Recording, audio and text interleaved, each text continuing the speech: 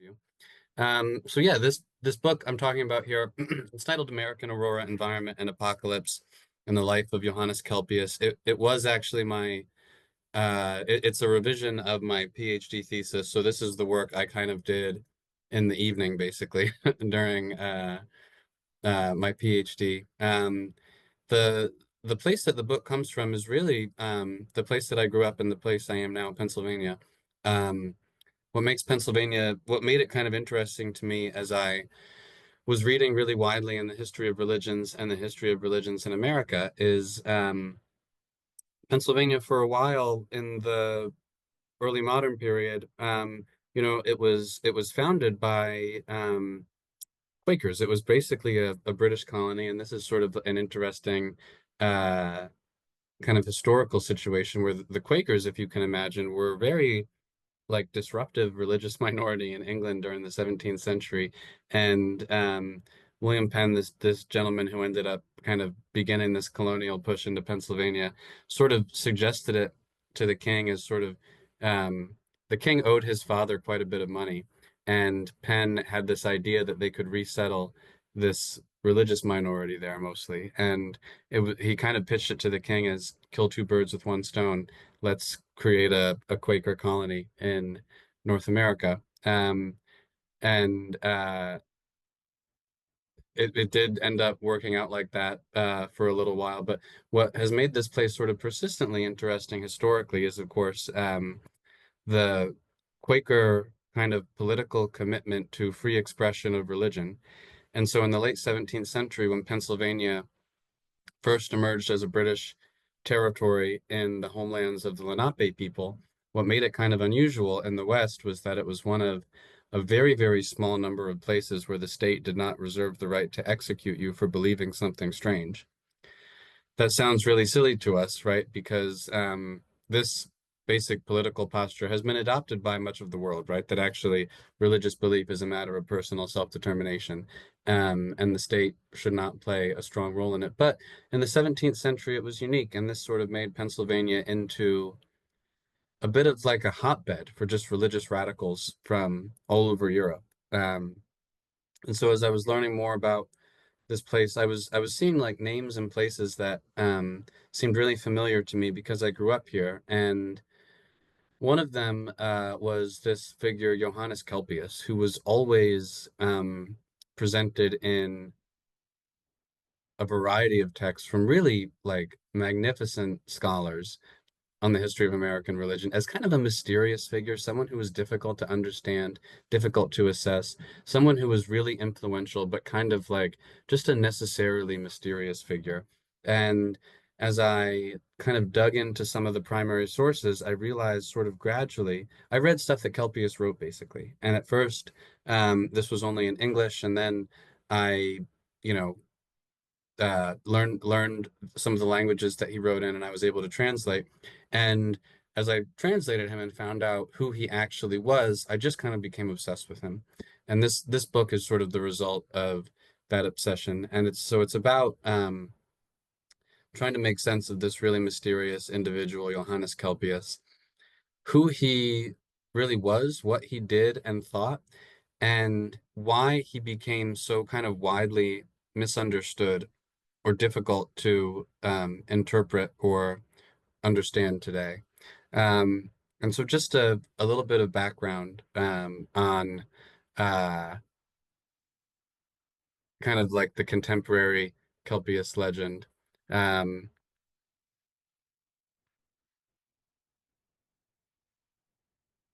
so if anyone has the chance to, has the slide transitioned for everyone? Yep. Cool. Thank you. So if any of you ever had the chance to go for a little walk outside of Philadelphia in Wissahickon Valley Park, you might stumble across this really mysterious looking cave with an obelisk next to it. This is kind of like a legendary site in Greater Philadelphia, the Wissahickon Hermitage of Johannes Kelpius, and his colleagues who lived on this ridge here outside of Philadelphia at the turn of the 18th century, end of the 17th, beginning of the 18th century. Um, and this site that we're looking at here is really one of like Philadelphia's premier like legend tripping destinations, right? This is this doorway that we're looking at is, so the legend goes, kind of like a gateway into the alchemical sanctum and meditation chamber of the legendary wizard of the Wissahickon, Johannes Kelpius. We can see an obelisk has been erected next to it. I'm going to zoom in on the obelisk in a moment. What this actually is certainly a 19th century root cellar. Only about probably 150 years old, a great place to keep your potatoes and onions a little bit cool in the summer months. But uh, over the centuries, the kind of Kelpius has sort of transformed into this really larger than life legendary figure in greater Philadelphia and throughout Pennsylvania. In part, I think, because there just wasn't a lot of great information about him. And so really like generations of American occultists and esotericists could kind of use him as their Genesis story, right? And say, Kelpius is where our group kind of began, right? Or the Kelpius community is kind of our origin story, right? If we zoom in on the obelisk here, um, it was erected, as we can see, in 1961 by the Grand Lodge Rosicrucians in cooperation with the Supreme Grand Lodge. Rosicrucians, of course, are a modern sort of like esoteric Christian religion. There's no need to read the text on the obelisk because unfortunately, none of it is actually true. All of it is not true. But for the people who erected the obelisk, right? They're commemorating Kelpius as they put it, the first the magister of the first Rosicrucian colony in America. Yeah. Um, I'll talk a little bit about how so much that is not true about this guy has been written at the end. But yeah, I just sort of wanted to kind of start by showing just how intense this kind of legend is, right? He really is a legendary figure in Greater Philadelphia. I just have one more example here. This is a newspaper article from, I think it's 1909 off the top of my head. I believe it's 1909, but Kelpius was actually the subject of an 18th and 19th century legend that he actually, in his alchemical experiments, had created the Philosopher's Stone, this kind of fabled substance that could turn lead into gold.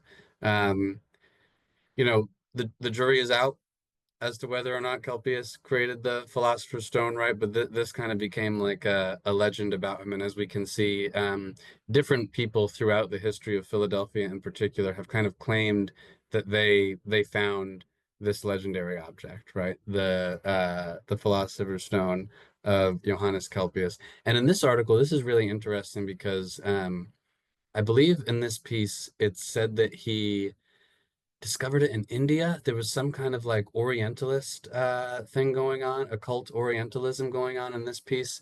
Of course, Kelpius never traveled in Asia. He never mentioned the Philosopher's Stone. Actually, the story in which he develops the Philosopher's Stone, I've actually figured out is kind of a misattribution of one of the Arthurian narratives to Kelpius. So we have just this really convoluted legendary afterlife of this individual, which has become like one of the major legends of Greater Philadelphia. And so what I tried to do in this book is figure out who he was really, where he came from, the the reason that his writings really genuinely like seem as strange as they do. Part of why he's been such a legend so persistently is he actually, and I'll share a few of his writings with you today. He, his writings really are hard to understand. He really is kind of strange, right?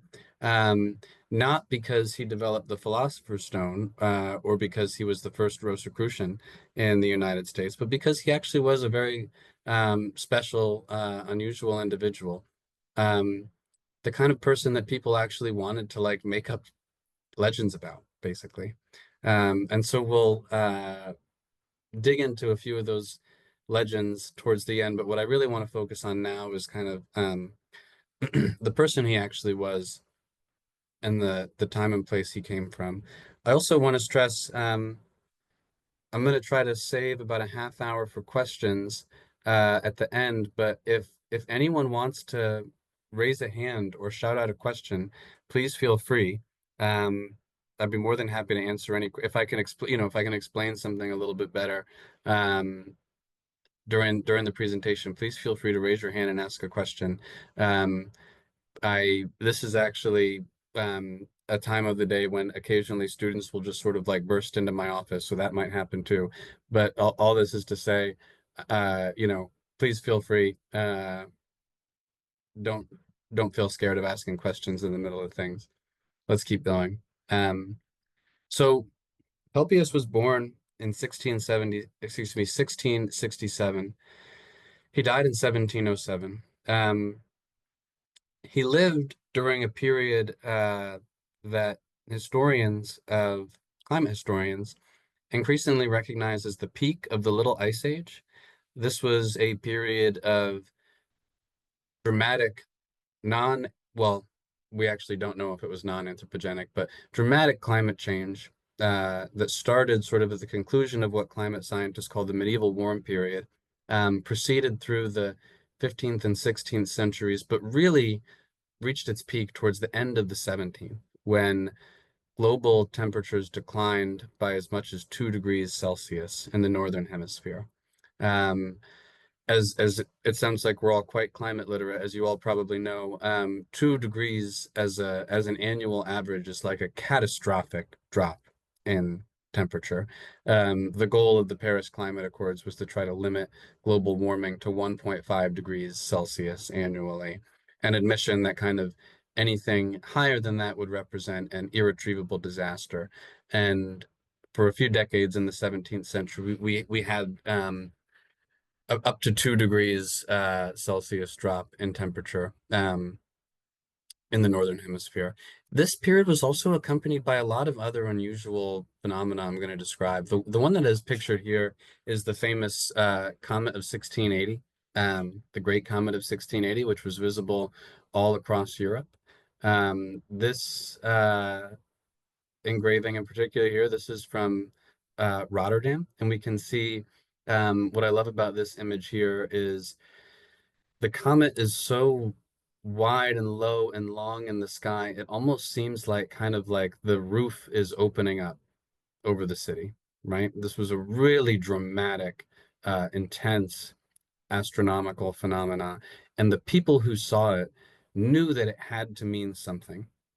Yeah, that things like this did not just happen randomly or without cause or without kind of meaning behind them. It must mean something.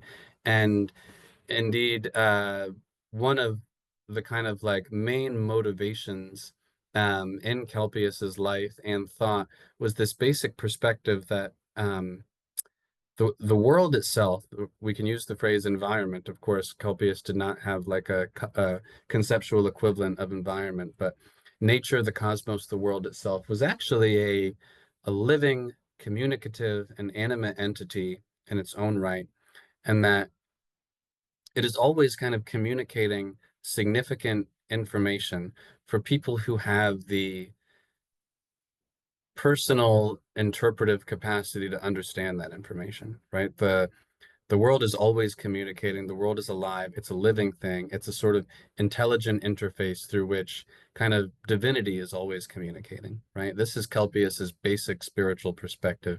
I'm going to dig more into where this comes from and how it appears in his writing. But the background for his life are events like this, a world that seems to have reached kind of like irretrievable decline for reasons that no one can understand. But people like Kelpius are trying to, right, through a kind of religious perspective. Um, this is just a little bit of graph I like to show during these talks to as kind of, um, catnip for any like scientifically minded people here. we can see the little ice age just before the end of the 17th century, right? That lower part of the graph, the temperature anomaly. We can see these enormous drops just before the year 1700. These really were like catastrophically cold years in Europe. And in particular, historians like Geoffrey Parker have really shown how so much of the tumult of the 17th century is pretty directly attributable to crop failure, food shortage, and just political instability as a result, right? This is still a period when, then as now, the stability of a nation state really relied on that state's ability to feed everyone, right? And in the 17th century, the state's ability to feed people was really kind of called into question. Um, I spoke a bit about how the Little Ice Age was accompanied by other sort of like unusual environmental phenomena that are difficult to understand. So this is just a little excerpt from a journal of meteorological history, and it using kind of historical sources tries to figure out kind of trends in meteor activity and comets. Throughout history. And as we can see, I've highlighted this area down here. Meteors, meteor showers, comets, enhanced activity becoming greatly enhanced during the 17th century. The Great Comet of 1680 is just sort of one example of a period in which, for reasons that we just don't really know, there was a ton of things going on in the sky. Um, Celestial phenomena, comets, meteors, auroras, excuse me. The skies just seem to be like very, very vivid and animate and alive. And as we will see, for many people at the time, this had to mean something, right? It had to be communicative. It had something to do with the other sort of changes going on around them. This is another, I love this depiction. This is actually the same comet, the Great Comet of 1680. This is actually what it looked like over um, Amsterdam at the time. So we can see the lovely canals here, and we can see the gentlemen in the foreground holding their cross staffs, this handheld navigation tool to try to measure it. Here we can see similarly the tail of the comet is so long, it's almost unbelievably long, right? It seems that this painting was probably made a little bit later in the comet's appearance than the earlier painting. It seems that the tail has kind of like arced up away from Earth's atmosphere and now just seems to be pointing straight up. Um, Really beautiful depiction of this like inexplicable phenomena. Another kind of weird thing that happened during this time, and this is going to be a little bit significant as we go on, is the sky actually changed color. The end of the 17th century, throughout the 17th century, particularly at the end of the 17th century. The reason for this is increased volcanic activity, increased seismic and volcanic activity all over the world, um, threw a whole bunch of sulfur dioxide into the upper stratosphere, where once it gets up there, it stays there. And there were enough volcanic eruptions in the 17th century to dim the sun in the northern skies for decades.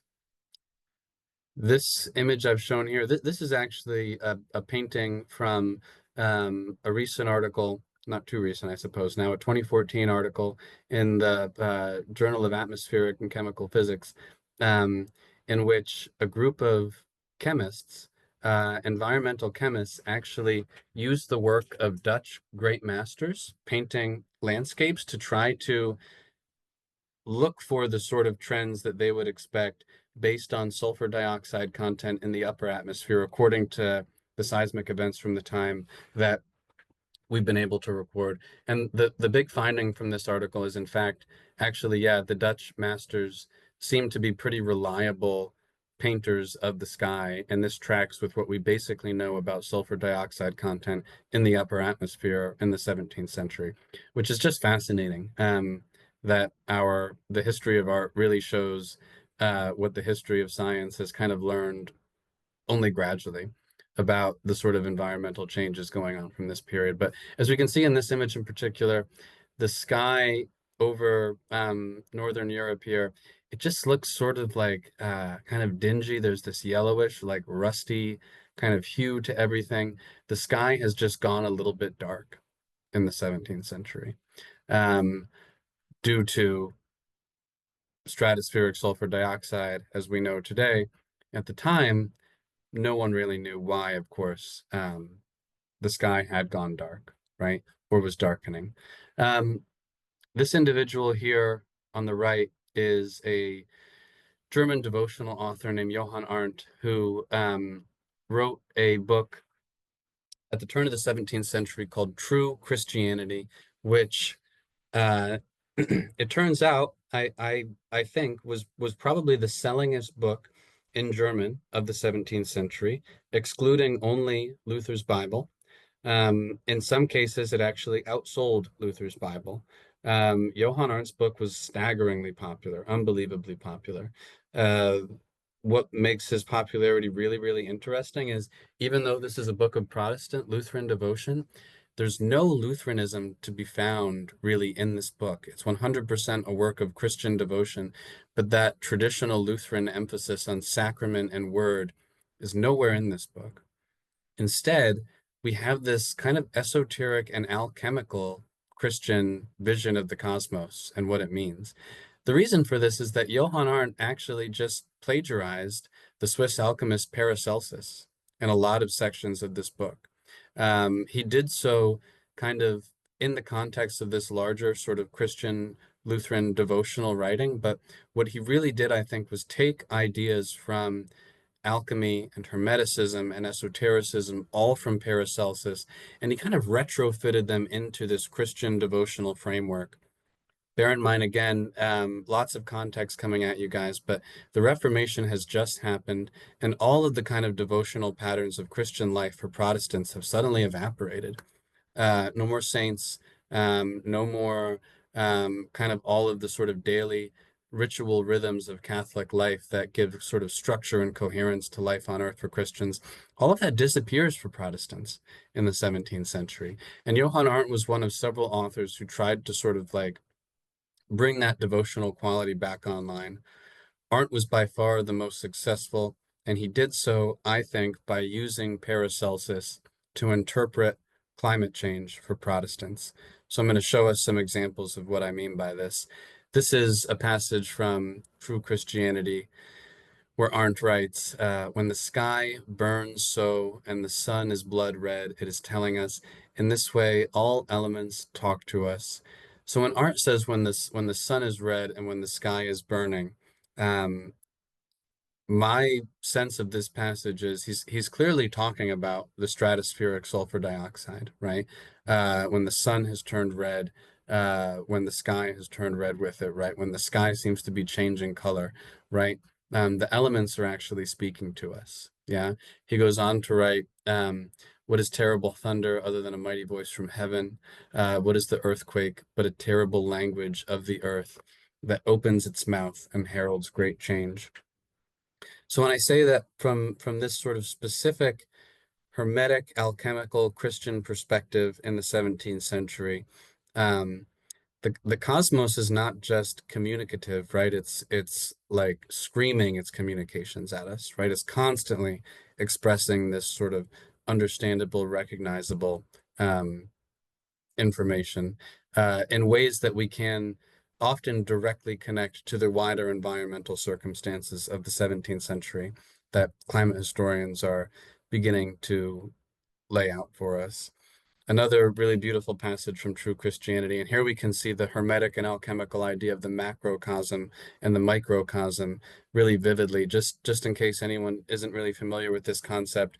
In alchemy and also kind of Hermetic philosophy generally, the human being is understood as both a part of the cosmos and a reflection of the cosmos, right? So kind of micro, macro, right? In some ways, the human is kind of like the cosmos in miniature, and we have the whole cosmos in ourselves, just as the cosmos kind of has us in itself too, right?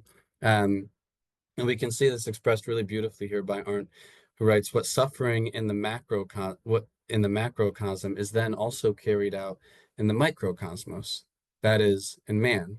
So he's saying when he says the suffering of the macrocosm, right, he's referring to the environmental circumstances of the 17th century, right? When he says um, the suffering in the macrocosm, he's writing for people who are living through years in which, it doesn't get warm enough in the summer for the crops to really take root, right? Or it, the Danube River freezes hard enough that the Ottoman Empire can just like walk across into Eastern Europe, or what have you, right? When he refers to suffering in the macrocosm, he's talking about environmental changes that people can perceive, right? What is to happen to man, nature, and the great world, this is the the macrocosm, the environment, the cosmos, first suffer, because all creatures' suffering, good and bad, is directed to man as a center in which all the lines of the circle converge, because what man owes nature must first suffer. So in this passage, it's an admittedly anthropocentric, I think, reading, but a kind of this like vividly ecological image of the moral status of the whole cosmos, and how environmental changes are sort of part of the kind of like moral status of the human being, right? And how suffering, which is of course perhaps like one of the most meaningful human experiences there is in the Christian imagination, suffering is something that we actually share with the cosmos, right? Our suffering is a cosmic phenomena, just as sort of environmental phenomena are kind of mirrors of our own personal suffering.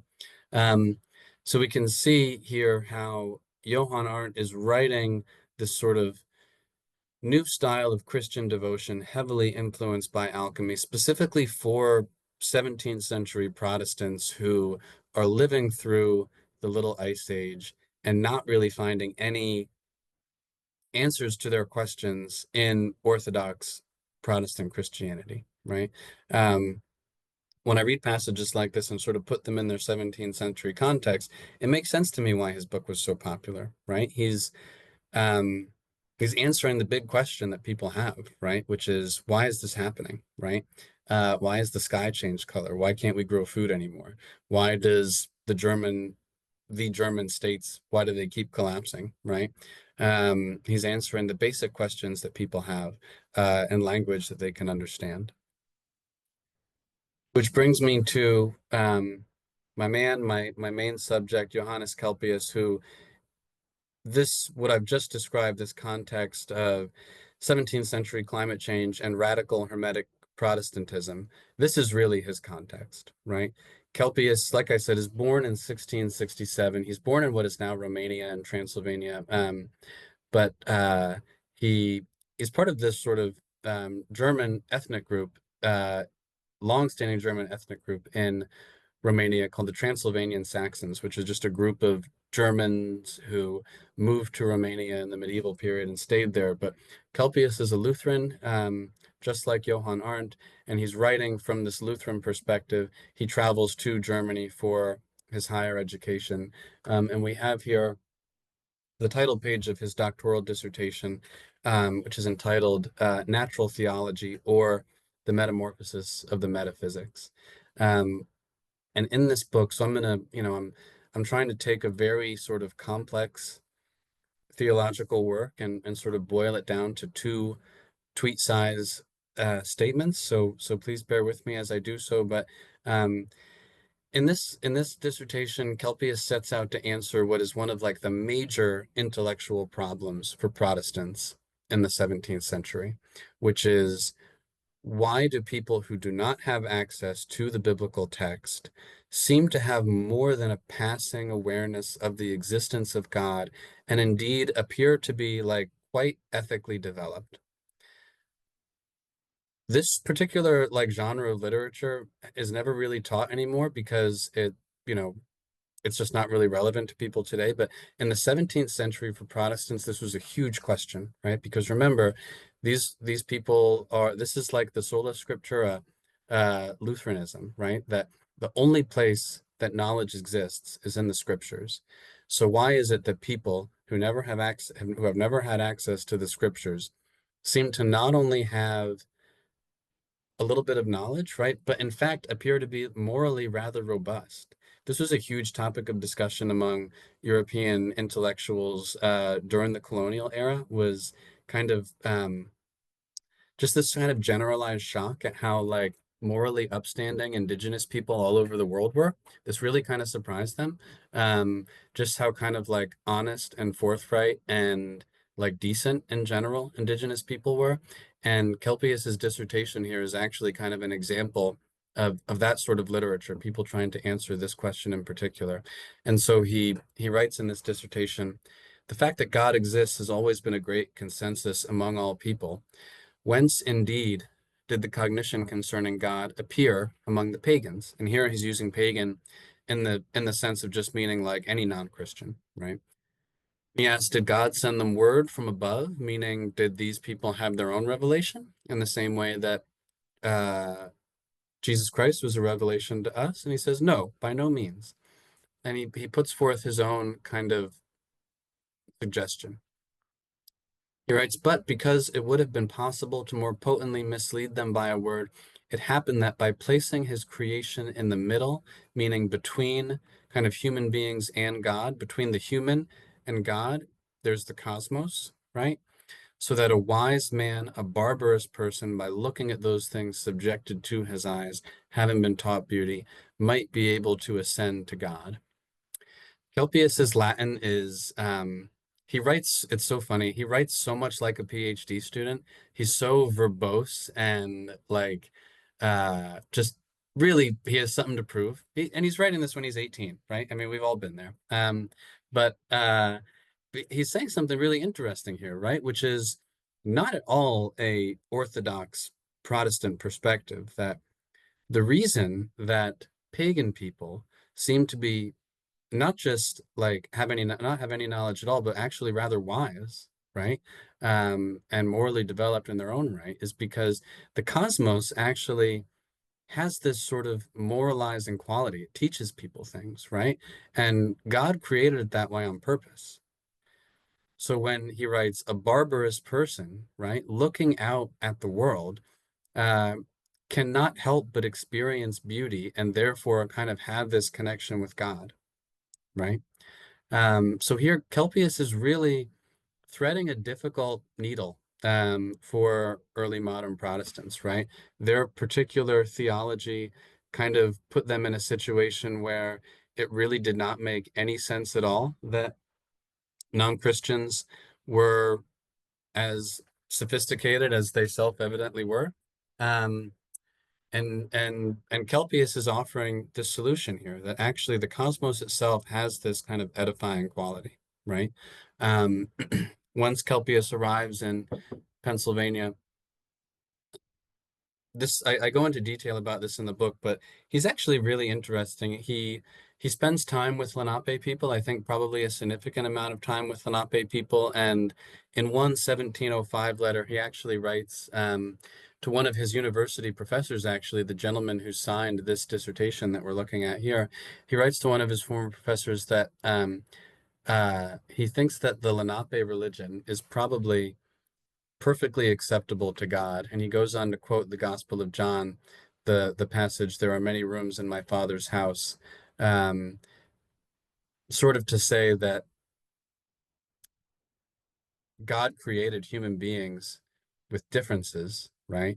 And therefore, in some way, God must approve of these differences, and that the sort of like self-evident moral decency of Lenape people is kind of should be enough for Christians to recognize that they're acceptable to God too.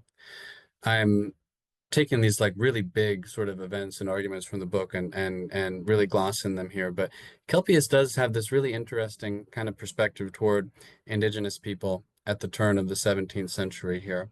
Um, and so moving, kind of rushing ahead, Kelpius becomes involved with this really radical group of Christians at the end of the 17th century called Pietists. And if you remember, I said Pennsylvania was the only place in the early modern world where the state did not reserve the right to execute you for believing something strange. Kelpius and his colleagues believed in a few strange things. And in 1693, they made this decision to flee Germany under kind of like state pressure, right? It's not clear to me the precise nature of what kind of trouble they were in. That's not anywhere in the primary sources, unfortunately, at least that I've been able to find. But they were under some kind of pressure, and they make this really hasty, like ill-considered decision to go to Pennsylvania. Um, the story of their journey to Pennsylvania is so interesting. I wish that I could describe it in more detail. It's the only part of Kelpius's life that he keeps a journal during, and so it's the only part of his life we have some really like detailed record of. Um, One really interesting passage that was very important to him. At one point, the ship that they've chartered to take them from London to Pennsylvania, um, all of a sudden gets caught in a current, and they're headed straight for a sandbar. And the captain tells them that they're all going to go down. And Kelpius has this really dramatic moment of praying with the captain of the ship after feeling a series of what he calls kind of divine reprimands, or sort of like direct impulses from God. And the ship sort of suddenly and miraculously um, just goes right over the sandbar and is not damaged. And so this was a moment that kind of meant a lot to him. And these events are all over his life. He's really interested in what we would now just call paranormal phenomena. I'll get into that in more detail later. But the place that they were traveling towards and eventually got to was Pennsylvania. Like I said, William Penn's sort of incubator for religious radicals. Uh, and to talk about kind of like the religious world of Pennsylvania in the 17th and 18th centuries, I have this image of a deer here. I interpret this image in the book in some detail. Uh, let's see if I can kind of rush through it here. The text, this is of course from Genesis 49. Naphtali ist ein schneller Hirsch. Naphtali is a swift deer who speaks beautifully. This is a piece of manuscript art created in Pennsylvania in the 18th century. At first, it just looks like a cute little image of a deer in a meadow, right? Rearing up over a steeple. This image actually depicts a passage from the Protestant mystic Jakob Böhme's 1612 book, Mysterium Magnum, which is a hermetic and kind of esoteric reinterpretation of Genesis, in which the story of Jacob's 12 sons, of which Naphtali is one, is a story about the stages of history of the world. Of course, Naphtali's being the 10th of 12 stages, a kind of final period in history, in which basically words become meaningless as Christianity in Lutheran theological context becomes reduced to an academic exercise, and Christian life is sort of finally and horrifically reduced to an intellectual problem. And so when Jakob Böhme quotes Genesis here, Naphtali is a swift deer who speaks beautifully, right? He's actually painting a very ugly and apocalyptic scene where what kind of looks like this pleasant deer like rearing up in a meadow. When we look more closely, we can see the deer's eyes are kind of strangely empty, right? Sort of baleful and menacing. The church and the ground are maybe not just poorly done, but kind of intentionally distorted, intentionally kind of ugly, right? Um, and we can see Naphtali speaks beautifully, right? But what he's really saying is we're in an era of beautiful speech that means nothing, right? Endless kind of cacophonous jabbering. The reason I'm showing this photo and the reason I'm interpreting it here, right? So much of early Pennsylvania religious literature is just like this. Things that look at first like really simple, almost like like childishly folkish productions, but they almost always sort of communicate startlingly sophisticated religious ideas that come from surprisingly mystical and esoteric sources, right? Remember, this is an incubator for religious radicals. This is the one place where you can go if your religious beliefs are just not acceptable, right? And so this is where Kelpius and colleagues find themselves at the turn of the 17th century. at the peak of the Little Ice Age. These are some of the primary sources that I worked with in writing this book and learning about Kelpius. This is a document held at the Historical Society of Pennsylvania. It says in Latin on the right, literal copies of letters sent to friends from the wilderness of Pennsylvania, Johannes Kelpius from Transylvania. And with these numbers here, these years, I find this really significant. 1694 is the year they get to Pennsylvania. He writes -1703, -4, -5, -6, -7, -blank. Kelpius dies in 1707, but his health begins to fail in 1703. And we can see in the text of this letter book, right, the place where he made copies of his letters, because the postal service was so unreliable in the 17th century, that these last 4 years of his life were borrowed time, right, were time that he did not really expect to live through. Just a kind of like somber little artifact right here in the text. And to sort of kind of get into why exactly this person would have made this really consequential decision to leave their home country forever to go to this fairly dangerous place, Pennsylvania, and travel through war zones to do so. I want to give a little sense of Kelpius's own experience of radical Christian pietism in the 17th century. So the slide that's about to come up is a big block of text. Let me introduce it before I read it. This is what I'm about to show is a 1699 letter where Kelpius, a correspondent, asks Kelpius to describe what it was like among the early pietists, among this sort of group of really radical Hermetic Christians that he became a part of in the end of the 17th century. And in the answer Kelpius gives, he's going to tell us that it was like living through the events of the Acts of the Apostles, basically. So this is his answer. He's writing about what it was like to be among these people at the end of the 17th century. And here's the other thing. 1699, English is still pretty non-standard, and Kelpius is not a native speaker. He's writing in English here. His English sounds weird. So that's, bear with me here. And like as the miracles wrought by God through the hand of Moses was, for the main part, in the outward creation or macrocosm, the miracles of Jesus, the Messiah, on the bodies of man are microcosm. So what he's saying here is, it's kind of an alchemical reading of the Bible, saying Moses has this capacity to wield kind of divine power over nature, over the macrocosm, right? The miracle of Christ or kind of take place on his body, right? The resurrection, yeah.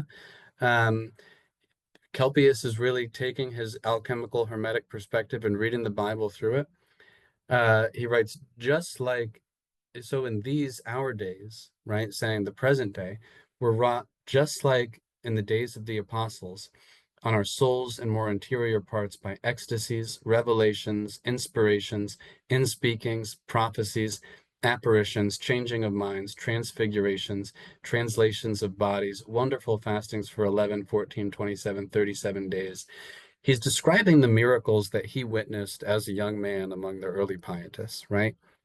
When Kelpius is asked to give an account of why he affiliated with this absurdly radical group of Christians, he says, because I saw things that I can only compare to the Acts of the Apostles, right? He describes all of these, what we would now just call paranormal phenomena. He goes on, paradisical representations by voices, melodies, and sensations to the very perceptibility of the spectators who was about such persons, whose condition as to the inward condition of their souls, as well as their outward transactions, yea, their very thoughts they could tell during the time of their ecstasies, though they had never seen nor heard of the persons before.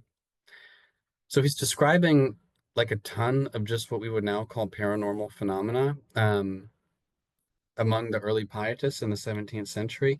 Fun fact, of course, telepathy is coined by British psychical researchers towards the end of the Victorian era. Frederick Myers, Jack, of course, knows a lot about this. I think that here, this might be like the earliest description of what we could just sort of transparently call telepathy, right? Saying a person had the ability to know the thoughts of another person, right? We have that at this startlingly early date, um, 1699. I can talk, if it's interesting to us, I can answer questions about the historical relationship between German pietism and what eventually becomes psychical research in the 19th century. But we can see just at this really early date depiction of paranormal phenomena like this. Kelpius spends, let me do math here, 13 years in Pennsylvania, living as a hermit with a small group of radical religious colleagues on the ridge of the Wissahickon River outside the city, the place where that root cellar was that I showed you, the image of at the beginning. This is a page of his letter book, one of his letters in English. This is one letter that I actually go into a lot of detail analyzing in the book. I spend a whole chapter with this letter in particular because this letter is where we really get Kelpius's, I call it his late theology, his sort of like final religious expression towards the end of his life, this 1706 letter. And we can see it's titled Of the Threefold Wilderness State. I spoke a little bit about how Kelpius existed in this context of sort of radical Hermetic Protestant interest in and attention to environmental phenomena as a kind of interface or window into God's mind. In this letter, he kind of takes all that and makes it his own. Kelpius is he's a trained theologian. He has a PhD in theology. Um, and unlike a lot of his other radical religious colleagues, Kelpius never really wavers from a biblical theology. The biblical narrative is always really primary to Kelpius. Um, and we can really see that in this letter where he takes this kind of hermetic alchemical perspective on human spiritual development, and he locates it throughout the entire biblical text. And he really sort of consistently notes this pattern in the biblical text. How does spiritual development happen in the Bible? Through prolonged ascetic development in a wilderness setting. Kelpius says that you see this again and again and again. Moses is expelled from Egypt after killing the Egyptian who beat the Hebrew slave. Elijah spends an extended period, an extended sojourn in the wilderness. John the Baptist, of course, when we meet him, he is in the wilderness. And last but not least, of course, Christ himself is only really kind of finally fully anointed in his mission after his period in the wilderness, during which he is tempted by Satan in the gospel narrative. So Kelpius says this isn't a coincidence, right? He's not reading in these texts the way biblical scholars would read today, the development of a literary tradition. He's saying, look at how all these people do it, right? Prolonged kind of contemplative practice in a wilderness setting is how spiritual development happens. Yeah.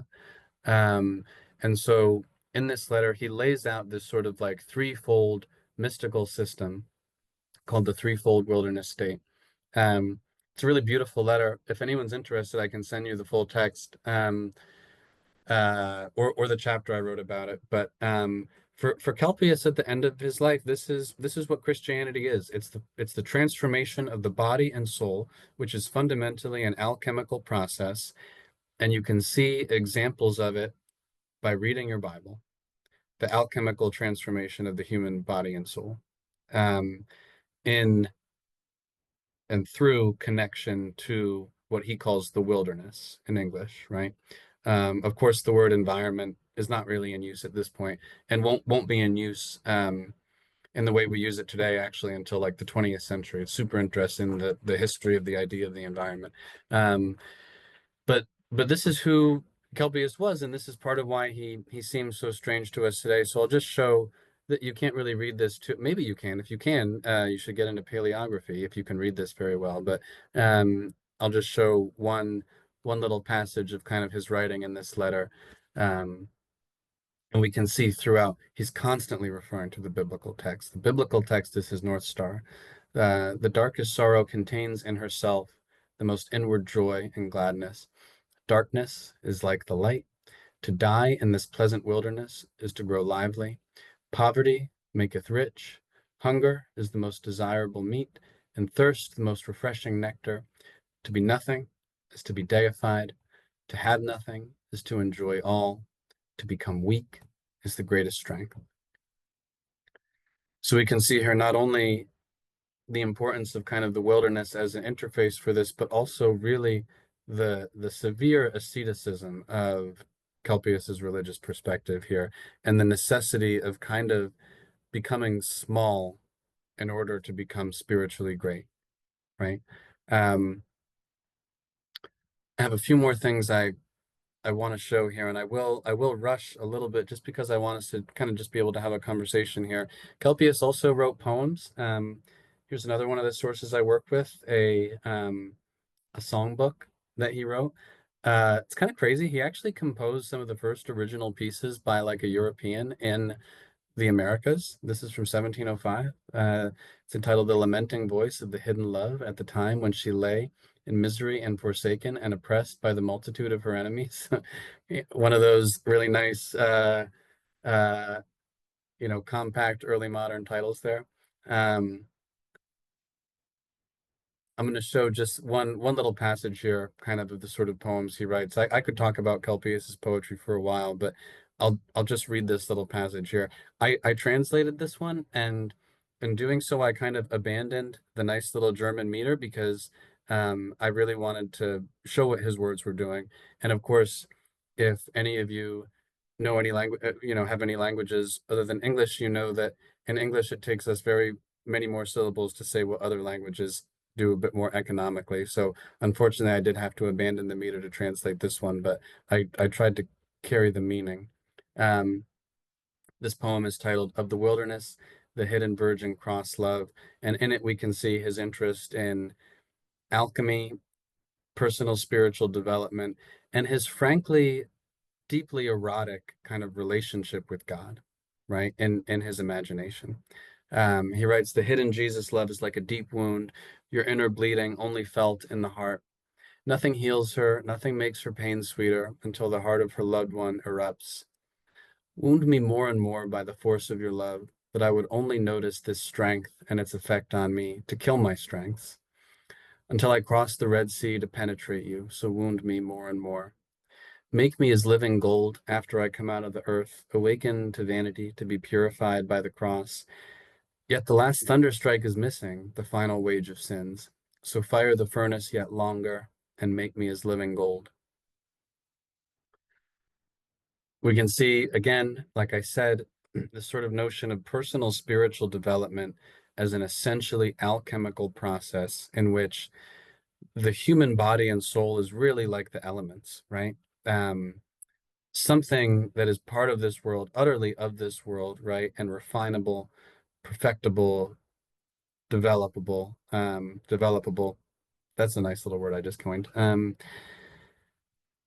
we can also see, I think, part of what made this man such a weirdo, even to a lot of the other weirdos around him, right? Kelpius was in a place where there were a lot of unusual people, but even among those people, he stood out as an unusual one in particular.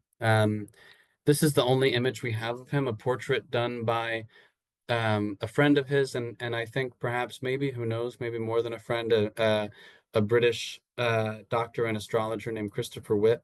Um, Not a very detailed portrait, right? But we can see kind of this man in his monastic robe seated at his table with his small letter book in front of him. Um,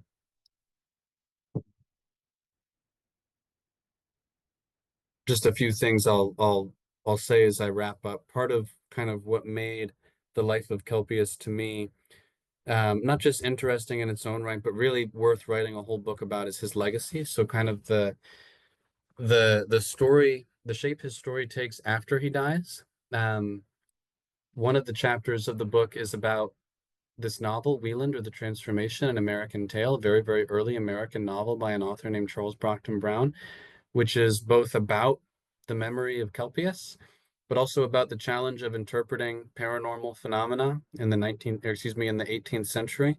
Um, if anyone is interested in that, I'd be happy to answer questions about it. Um, and of course, the shape that the legend of Kelpius takes today, which really, other than kind of geographical location, has very little to do with the man himself, right? But really kind of like speaks to our need, I think, to have these sort of like legendary spiritual places in our environment, and in our near our homes, in this case outside of Philadelphia. So um, I kind of wrote up just some concluding thoughts here to make sure I land on it correctly. Johannes Kelpius appears so warped and distorted in the lens of history, not by accident or malice or lack of source material. We misremember Johannes Kelpius because the Enlightenment tradition that shaped our disciplines of knowledge has rendered the form of knowledge that Kelpius practiced, I call it environmental knowledge, profoundly alien to our modern sensibilities. Kelpius identified and advanced a consistent religious and philosophical position throughout his body of work, a form of knowledge that he derived from both ancient pagan sources and from the texts of the Christian tradition, like the Acts of the Apostles and the letters of Paul. That the cosmos encloses and discloses real hermeneutic content, that the contemplation of the environment can yield moral and metaphysical meaning for the human subject, that the world is actually communicating right now.